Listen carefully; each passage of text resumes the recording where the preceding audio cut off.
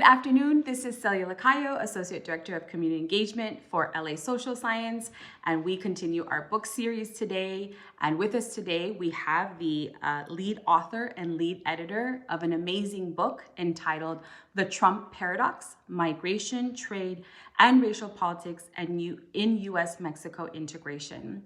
Raul, hello. Good to have you with us today. Great to be here. So Raul Hinojosa is a professor in the Chicana Central American Studies Department and is the director of the North American Integration and Development Center at UCLA.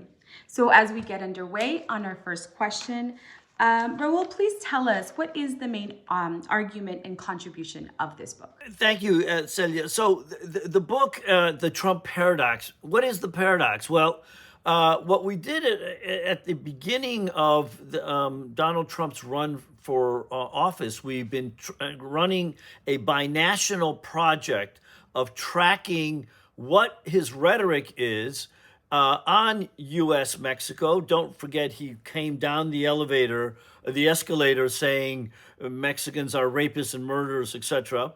And then trade with Mexico was also attacked.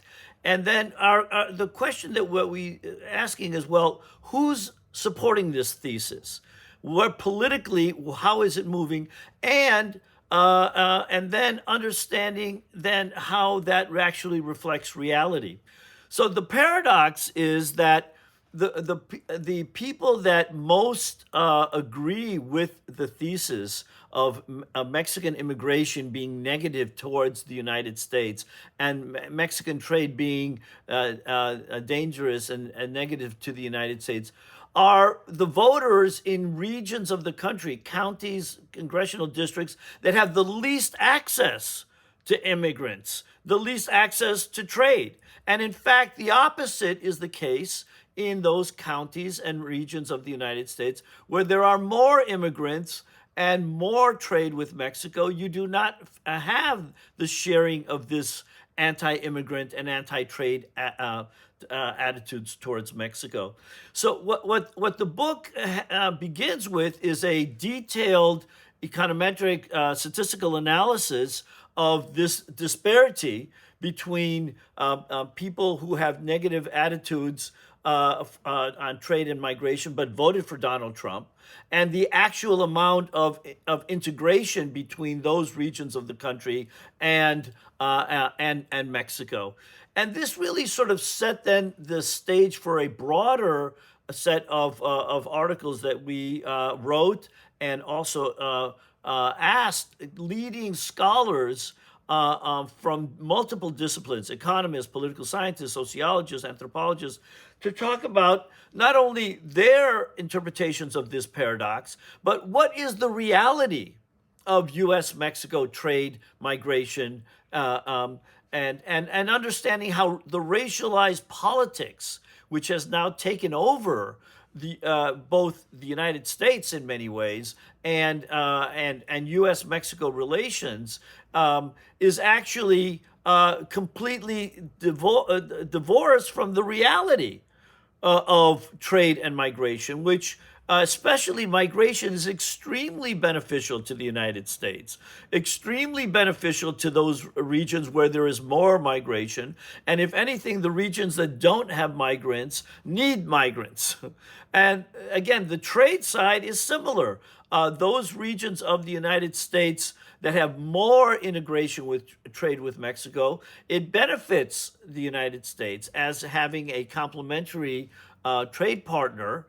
Whereas those regions that are against trade with Mexico and that supported Donald Trump's trade wars with Mexico are exactly the ones that are not only have no trade, but actually, ironically, are most negatively affected. So we generate all of this argument through very sophisticated both econometric studies of the politics, as well as then modeling of the economics and the migration and who benefits and who doesn't. Wonderful. Those are brilliant points Can you tell us specifically what are the new politics around the US Mexico trade, migration, and regional integration? You talked about these kind of large, critical, broad strokes. Can you give us some of the more specifics that you were all able to acquire due to this amazing with binational scholars and interdisciplinary approach? Yes,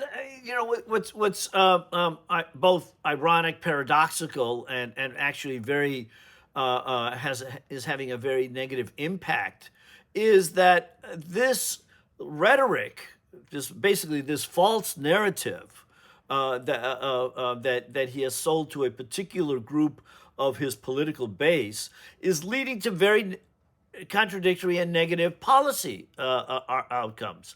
What we show in the various chapters of the book is that, for example, immigration reform, which would actually legalize a larger flow of immigrants, yes, having them move out of undocumented status into a legal status, but increase the migration flow, given that the big demand we have for future immigrants, that this immigration reform would be extremely beneficial to the United States. That policies of building a wall, shutting down trade between, shutting down both migration and trade between the United States and Mexico is extremely negative for the United States. It's not as if building the wall is somehow going to have positive impacts on the U.S. economy or even Trump voters. It won't. In fact, that's what we show, is that the actual impact of following through with this false narrative and the policies that it would support would be extremely negative for both the United States and Mexico, the regions of the country most integrated with Mexico, but also the rural regions of the United States. They would also be affected. And that's what our large-scale, multidisciplinary economic and political and social modeling allows us to do. This is not the problem that we hoped would be addressed in doing this, is to reset the conversation that we do need trade and migration. Yes, we should have new trade and migration policies that both liberalize immigration and in fact, improve the conditions of trade. That's fine. But what's happened is that there's been a shutdown of discussion on immigration reform, for example, in both parties, Democrats and Republicans. And we have also ended up now, as a result of the trade war of Donald Trump, with higher tariffs between the United States and Mexico. And by the way, China, we could make many of the same arguments about China. I'll talk about that at the end. These have all hurt the U.S. And Mexico, and particularly hurt the U.S. in one of the biggest problems it has right now, which is inflation. One of the reasons we have inflation is because we need more workers, more immigrants. We need more trade, that the supply chain can be expanded. And so by closing off, by policies that have now been followed over the last 5 years, closing off integration between Mexico and the United States, it's been very bad for the economies of both countries and actually increased inflationary pressures in both countries. Absolutely. And that's one of the major points and brilliance of the book, is that you're actually capturing these racial politics and the impact, and as you were stating, Trump's false narratives. Can you tell us how those racial politics unfold in regards to Trump and Latinos, and what that means for future U.S. politics? Well, it's interesting. We've been since we originally wrote this in 2016. We've been publishing a series of articles following up on this question and asking the question, well, what happened in the 2016 election, which is where the Trump paradox began, and what happened in 2018? What happened in 2020? What's just happened in 2022? And what's interesting is that, particularly from 16 to 18, there was an unraveling of the Trump paradox to a certain degree. In other words, those areas that voted strongly for Donald Trump in 2016, but but don't fit into the paradox of no migration and no trade. Those regions of the country that voted for Donald Trump but had larger amounts of trade and migration were the regions that flipped away from him. In other words, the suburbs, many parts of the United States where there was more trade and more migration, is the regions of the country that flipped against him, where Donald Trump lost 42 congressional districts in the 2018 election, which then put Nancy Pelosi and the Democrats back into power. What had happened there was that at the end, after that election, the Trump paradox became more situated in the hardcore Trump voters, those with even less migration and less trade, but the biggest negative attitudes, they stuck with Donald Trump. The swing voters, if you will, started turning against him. And there's one interesting thing. We just did studies now that asking the gender question. And it turns out that the Trump paradox, in many ways, is strongest as a white male Trump paradox. The white males in the rural areas have both the strongest negative attitudes with respect to trade and migration, vote for Donald Trump more than anybody else. Women, not so much. Women, interestingly enough, are not as anti-immigrant than men, or anti-trade, and they were critical in this flipping of some of these districts. We'll see after the 2022 election analysis is completed, but we think that this gender division is very, very significant, which is rarely understood, that women's attitudes on racialized politics, trade, and migration differ strongly than men's attitudes. So it's very crystal clear as to why this is such a relevant ongoing relevant topic, and why everybody should certainly pick up this book and professors should assign it to the class. In closing, can you tell us how this continues to pertain to contemporary times and locality? Definitely, yes. And by the way, here they are.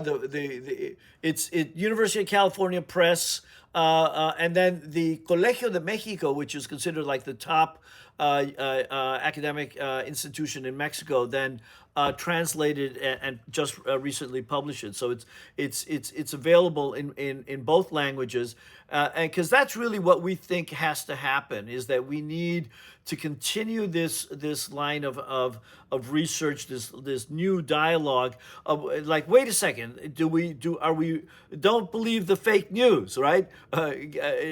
Fact check what's really going on here, and for that reason, it's extremely important, I think, and we really wrote it as a didactic tool for classrooms discussions and broader discussions to try to understand the current moment. Why are we having this politics? What is the disconnect between the rhetoric and the way people are voting with reality? And because it can have very serious consequences for both U.S. and Mexico, but really on a global scale. This is really a message that, as we see more and more of this populist rhetoric, false narratives, you find that they are also rather disconnected from reality. So it's extremely important at the local level, we think, for local races at the congressional level, at the state level, for people to